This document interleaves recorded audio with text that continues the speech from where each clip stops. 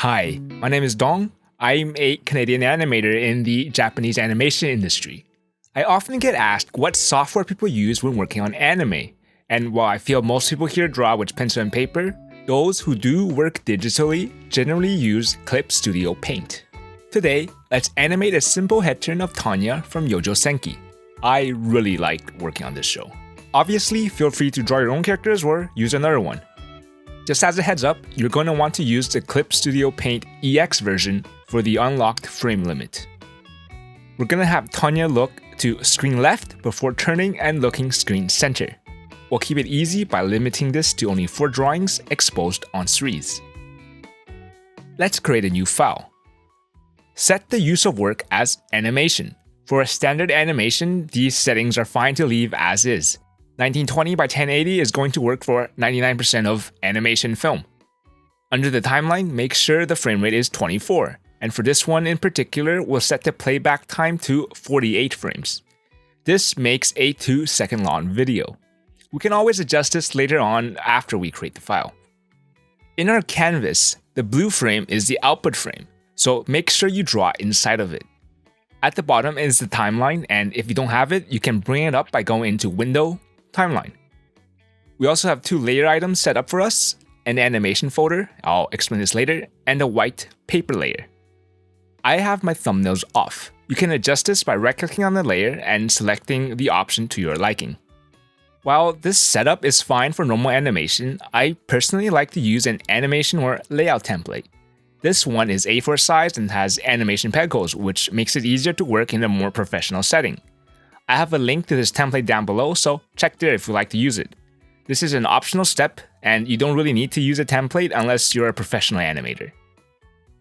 The way animation works in Clip is via animation folders, which is one of its greatest features and probably the reason you would use Clip over other animation software. First, we're going to go back a second. So if you don't have an animation folder, click the New Animation Folder button to create one. It's a good habit to name things, so we'll name this folder A since this will be the A cell layer. On our layer view on the right, we see the animation folder we created. In Clip, the folders and layers in the root of the animation folder acts as the different cells or drawings in the animation. It's a pretty good way of doing things. So we'll create a new folder and then create a new raster layer within that folder. We'll be working in raster for this. The name of that folder, which is 1, is the name of the cell. So we'll go back to the timeline, go to the first frame, right-click on the row of the A animation folder, and click the 1 cell to expose it. Alright, now we can start drawing. Clip was originally made for illustration, so it has great drawing tools. There are all kinds of tools from pens to pencils to brushes, as well as many user-created custom tools. I won't go over these, and please play around with them on your own time and choose what you like. I'll just stick to the default G pen at a size 4 for today. The default shortcut for the pen tool is P, but you can change it to your liking under File Shortcut Settings. Since you're in this menu, you might as well make some other changes to the shortcuts. I recommend you create a shortcut for the Select Previous and Next Cell option, and one for Reset Rotation Inversion. I'll explain this one later. You're also going to be using the Eraser tool a lot, and the default shortcut for that is E. The undo command of Ctrl-Z is also pretty S tier. The starting pose will be Tanya's head facing screen left. This is the rough animation phase, so keep your drawings loose and rough. We'll start with the rough outline of her face and place her eyes and other features.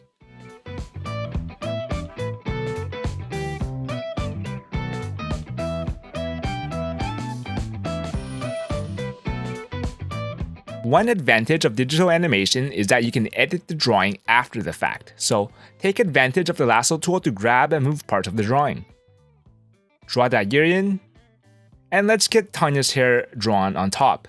And again, I recommend taking advantage of digital drawing and to draw the hair on the new layer above just to make our job easier.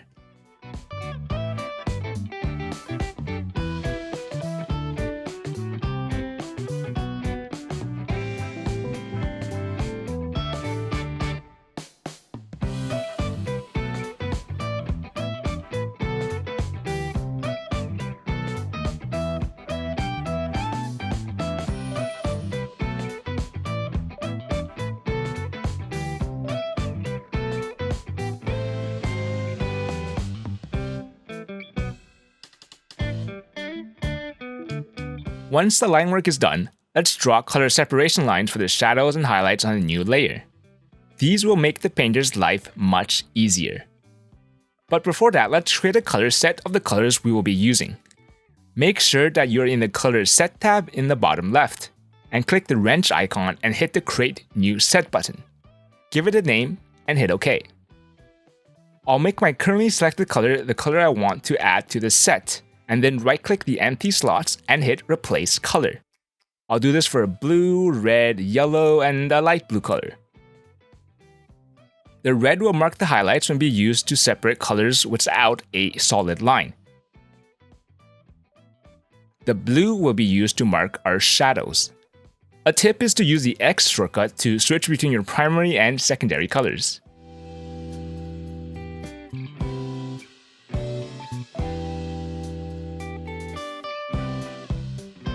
I will then create a new layer to shade these areas in with the light blue and yellow to make it easier to read.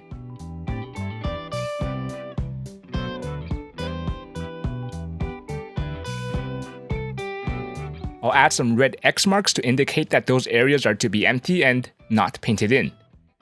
And finally, I'll give the drawing a label, A1 in this case. Now let's work on the end pose with Tanya looking straight ahead. Move a bit further down the timeline and hit the New Animation Cell button. Let's turn on the onion skin. We can change the setting for the onion skin, and you can find that under Animation, Show Animation Cells, Onion Skin Settings. These are my settings, but change these to your liking. Anyways, let's get back to drawing. Same idea as before, keep it rough, start with the skull, and add the features up from there. Make sure to flip back between your previous drawing and check often to see that all the proportions are the same. Making sure that the size of Tanya's feature doesn't change is key.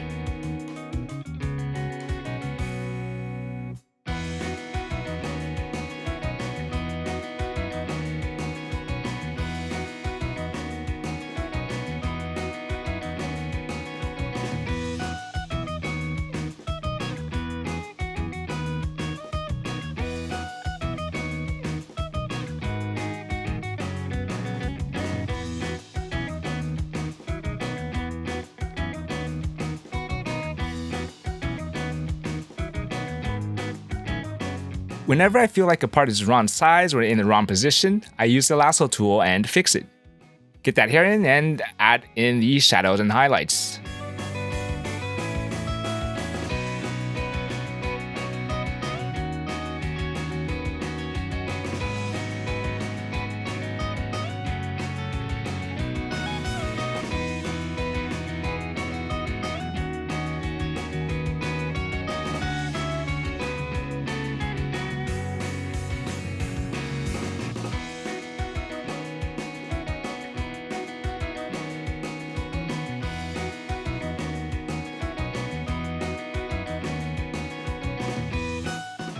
Don't forget to label the drawing. We add an end here to indicate that it is the last drawing of our scene.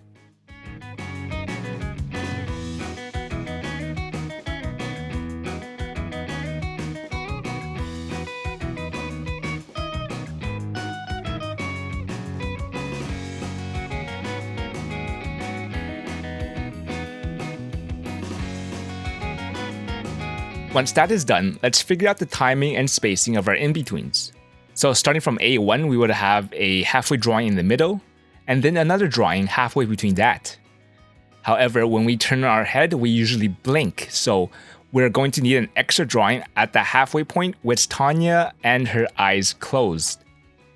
We can make this drawing something in the industry we call the animation in-between reference. We are going to call this drawing A2, marked with a triangle, and rename our current drawing to A3. A1 and A3 are key drawings, are indicated with a circle. If you use a paper exposure sheet, which I recommend you do, links are down below if you would like to use mine, and this is how our animation would look like. Again, this is an optional step, mainly just to help you manage and plan your scene. We'll have A1 exposed for around 12 frames, and then A2 for 3 frames, the in-between drawing for 3 frames, and then A3 will be exposed until the end of the scene. Okay, now let's draw A2.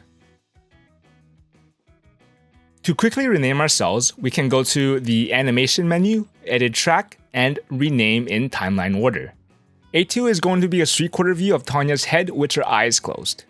Overall, same ideas as before. Keep it rough, use the onion skin, and flip through your drawings to make sure the proportions are the same.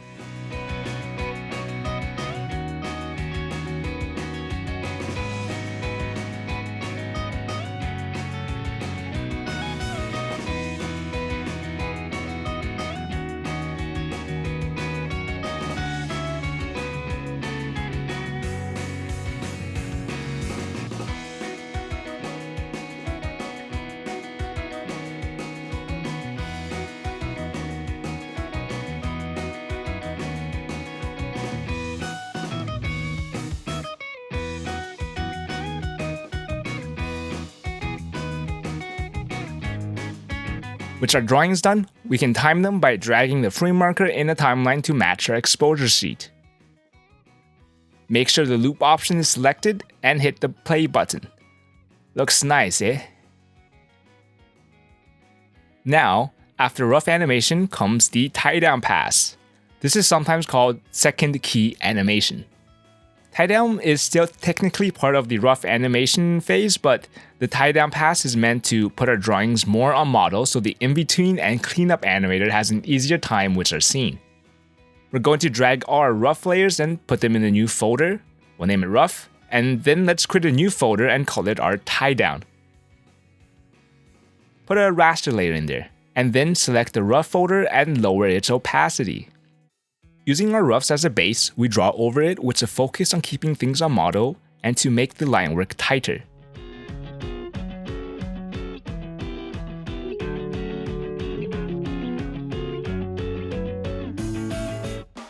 Go slow and take your time. Here's a little tip for drawing. Go to your File, Modifier key settings, and set Control to change tool temporarily and set it to rotate. So now when you hold down Control, you can quickly rotate your canvas to make drawing curves much easier. We made a reset rotation shortcut earlier. Remember that? Use that to quickly reset your view. Okay, let's tighten up the rest of our drawings.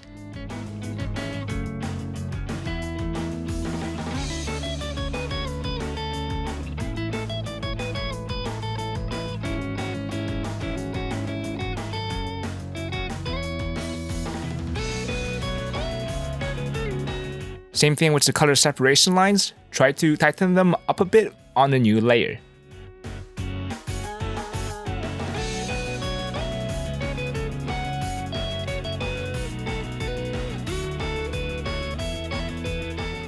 To make the drawing easier to read, I want to have the shadows be different colors. So let's create a couple more colors for our color set.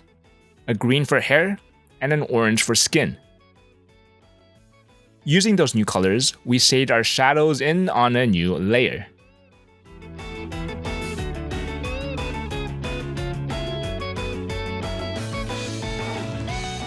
We got 2 more drawings to go, so let's keep going.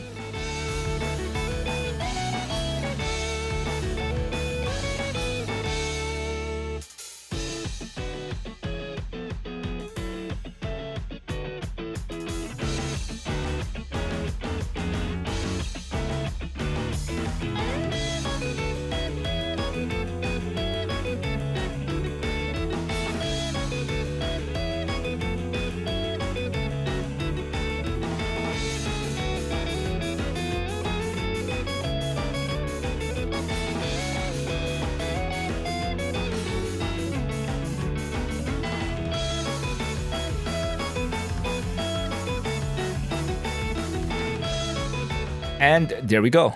It's coming along nicely. Time for cleanup.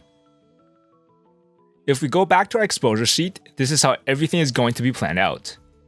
We're going to be renaming some of the drawings, with the in-between drawing now becoming A3 and the old A3 key drawing becoming A4. We'll create a new folder for this, name it clean, and create a raster layer in that folder. Lower the opacity of the tie-down layer to make it easier to work with. When we do cleanup, we need to draw with aliased lines. So for your G pen, we set the anti-aliasing to the left to turn it off. And same thing for our eraser tool. We are going to be using the line and curve tool, so turn the anti-aliasing off for those. For cleanup, we are mostly going to be using the curve tool at a brush size of around 2. With the curve tool, drag to set the length of the line and then let go to set the angle. And click one more time to finalize the line. We need to use our G pen sometimes for the more detailed areas such as the eyes. Lower the brush size to around 2.5 to match the curve tool. Take your time and try not to leave any gaps between your lines.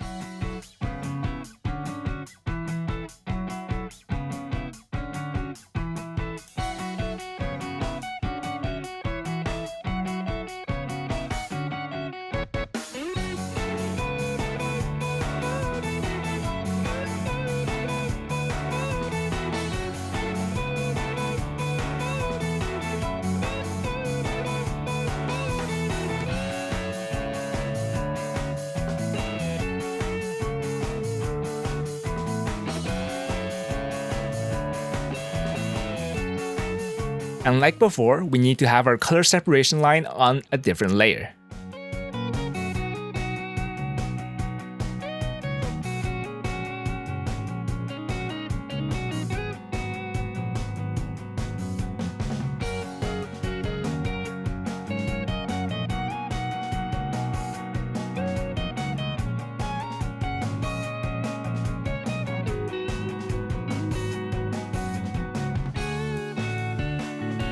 Okay, our drawing is done, but we still have a couple more drawings to go through.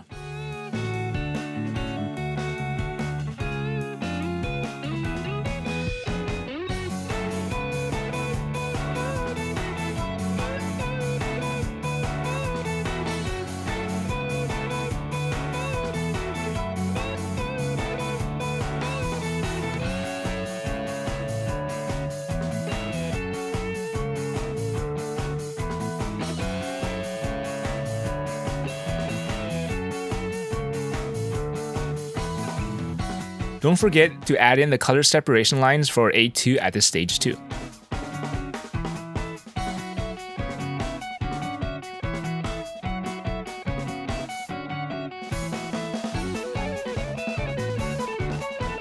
We also need to draw that in-between drawing at this step, so let's create a new drawing. Make sure to use the onion skin and flip through the other drawings to get an accurate in-between drawing. Based on the timing diagram, we need this drawing to be directly halfway between the two drawings on either side of it. So track the lines between those two drawings and figure out where the halfway point is.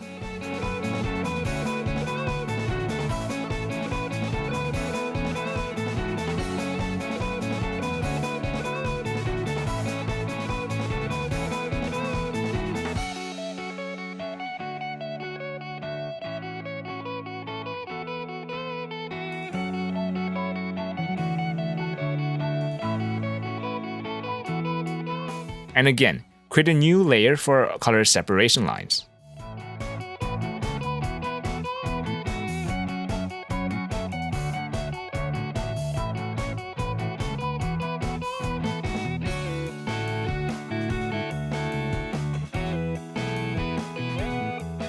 It's very important to fix any issues at this stage, as anything past this is extremely difficult to make corrections for.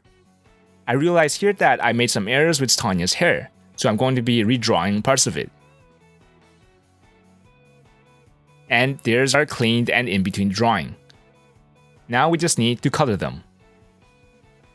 There's a couple ways to get your palette into Clip, but if you don't have a color model sheet, the easiest way is to just create the colors and put them in our colors set. So look at the drawing and figure out the colors we need. Here we require a color for Tanya's hair, the shadow of her hair highlights, her skin color, her skin shadow, her skin highlights, and so on. Figure out what you need and save that color to your color set.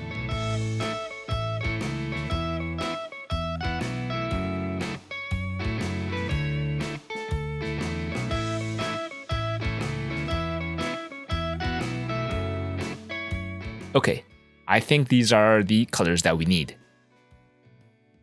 Let's name our layers and create a new one for coloring.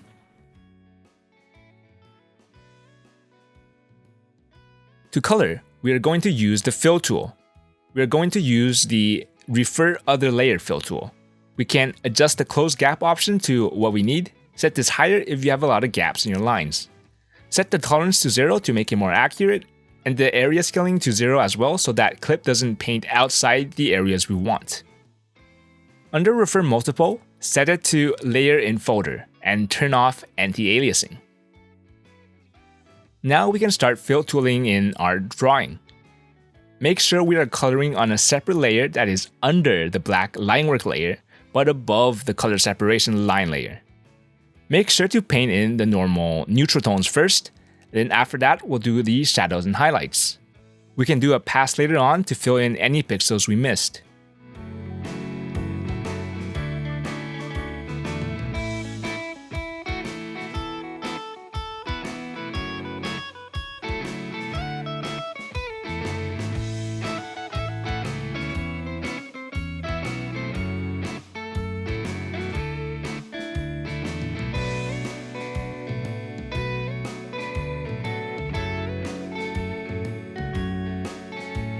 To color in the shadows and highlights, we set the color separation line as a draft layer, and when we use the fill tool, we paint over our color separation lines. Okay, let's get everything painted, but we'll save the eyes for later.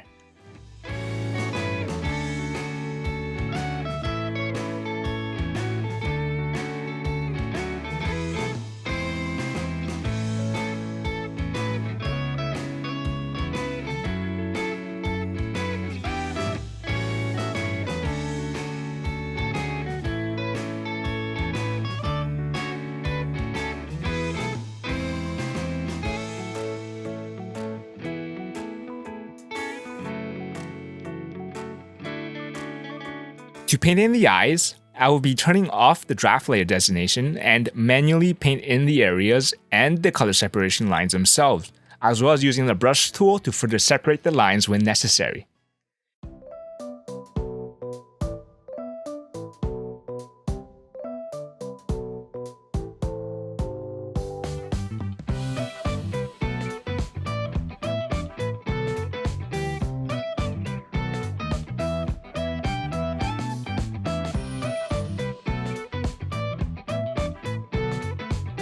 Okay, now for the rest of our drawings.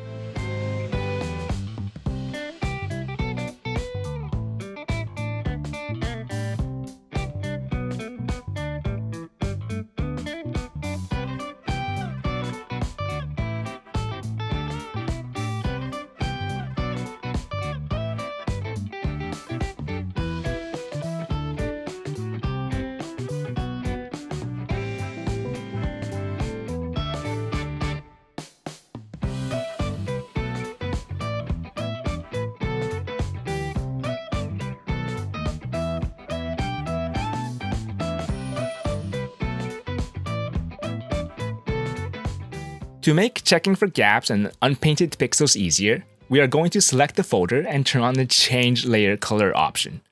Click on the drop-down menu and click Layer Color to change it to something darker, like black.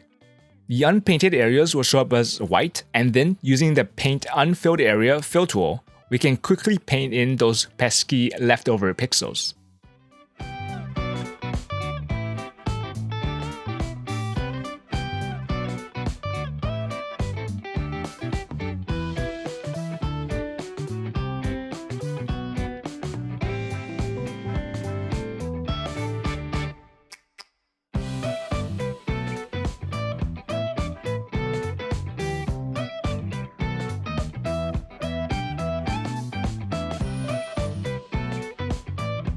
One other thing is that Tanya's hair has a different outline color. So to paint that, we would select the line work layer and turn on the Lock Transparent Pixel button. Then we can use the G-Pen tool and the Fill tool together to recolor the line.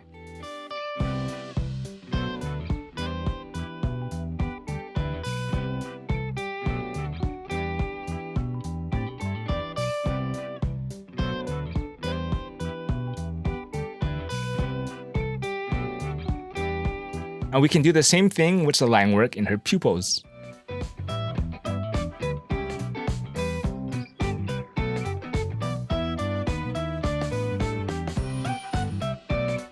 To finish up, let's smooth out the line work.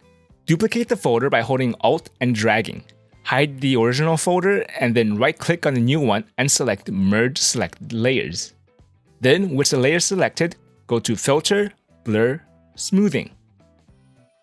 Now do this for all the other drawings. Pro users of Clip can create a macro auto action to make this faster.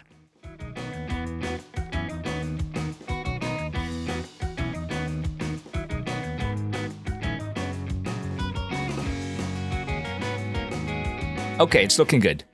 Now let's get this bad boy exported. Let's first time out the animation if we haven't already, making sure to match our exposure sheet. If you just want to export the 4 individual cell drawings by themselves, you can do the Save As thing and save it as a JPEG or a PNG. You can also use the Export Animation Cell feature to get everything exported at the same time. When doing this, I like to set the file name as animation folder plus cell number, and then check the export layers not in animation folder option to also export the template along with the cells, and then hit OK. We get a series of image files, and that is what I generally do for professional work. To export a video file, let's first turn off our template image. Then go to Export Animation, Movie, and give it a name and hit OK. This gives us a movie file with just the output area. If you want to bring in this animation to After Effects, for example, you will probably want to export an image sequence with a transparent background. To do so, turn off our paper layer, and then go to Export Animation, Image Sequence, and give it a name. Change the file type to what you need, TIFF is pretty good, and select the area of the canvas you want to export. Most likely, you will want to export the entire canvas. Hit OK, and there we go. And we're done. A quick, simple head turn of Tanya. Man, her duck lips were so cute. In your journey as an animator, I'm sure you will be animating many scenes of characters turning around. You can try to spice it up by using a different timing, by adding more drawings, or try animating it on 2s instead of 3s. But that's it for me. Thanks for watching, and I would like to thank the supporters of this channel on Patreon. Your support is very much appreciated, and links are down below if you'd like to help support this channel. I have been using Patreon to upload my current anime archival project, so go there if you'd like to see some stuff from your favorite anime. Check out my social media, and I'll see you next time.